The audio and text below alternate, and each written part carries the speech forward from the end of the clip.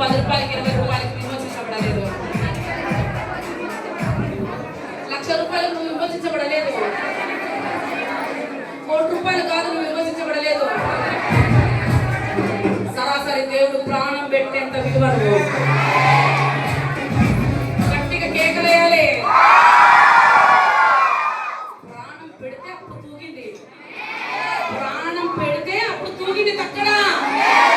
అది నీ విలువ. ఎవడు చెప్పింది నువ్వు విలువలేదని? బైబిల్ గ్రంథంలో ఒక మాట ఉంది, నువ్వు దిగంబరిని నీకు చెప్పినోడు ఎవడు, చెంపలు వాకొడతా అని అర్థం. అదే అర్థం. నువ్వు దిగంబరిని నీకు చెప్పినోడు ఎవడు, వాడి చెంపలు వాకొడతా అని అర్థం. అదే హల్లెలూయా. నువ్వు యూజ్లెస్ ఫెలో అని నీకు చెప్పిన వాడెవడు, వాడి చెంపలు వాకొట్టాలి. ఇప్పుడు ఆడు చెప్పిందే సాతాను కాదు. అదే చెప్పండి, నేను విలువైన దాన్ని అని చెప్పి ఒకసారి అందరూ వదిలిపోవచ్చు బిడ్డ, మొత్తం కృంగిపోవచ్చు. కానీ నీకు తెలుసా సత్యం, నువ్వు 10 రూపాయలు కాదు 1,00,00,000 రూపాయలు కాదు విడిపించబడింది. ఇట్లా తక్కడ పెడితే యేసు ప్రభు చివరి రక్తం కాల్చినప్పుడు నువ్వు తూగినావు. ఇట్లా ముందు పెట్టుకోండి, నేను చాలా విలువైన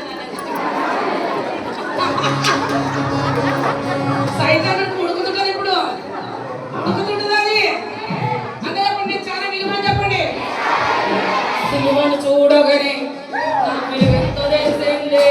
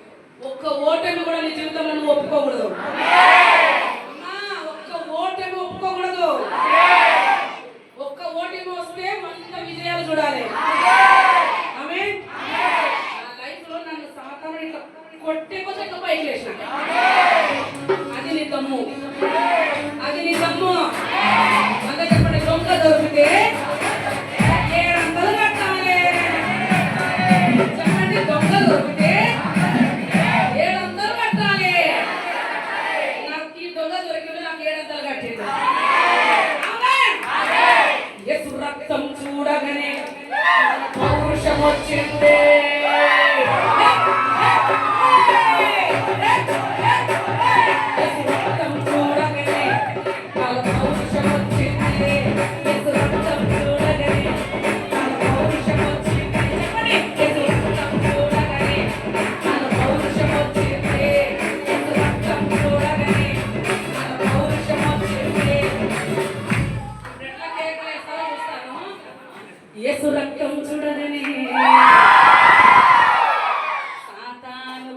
పోయింది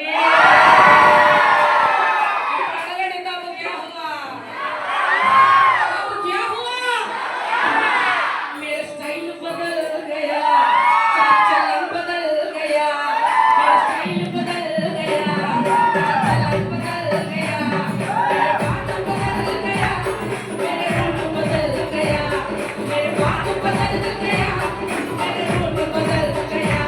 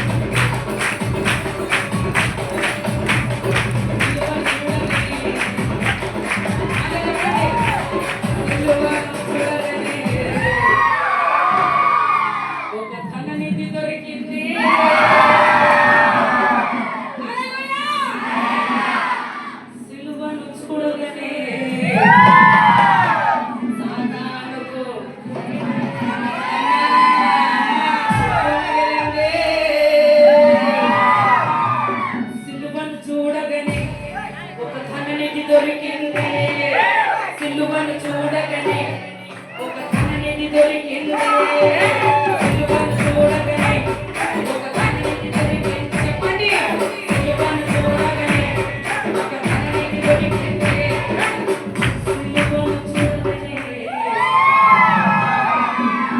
సాతానుకు మిగిలింది